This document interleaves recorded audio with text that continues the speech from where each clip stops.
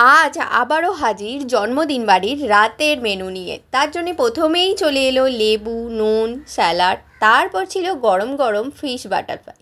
এতটাই গরম যে হাত দিতেই পাচ্ছিলাম না। আর ওপরটা ছিল ভীষণ মুচমুচে, তার সঙ্গে মাছটা ছিল বেশ মোটা আর ভীষণ ফ্রেশ, যেটা খুব দরকার।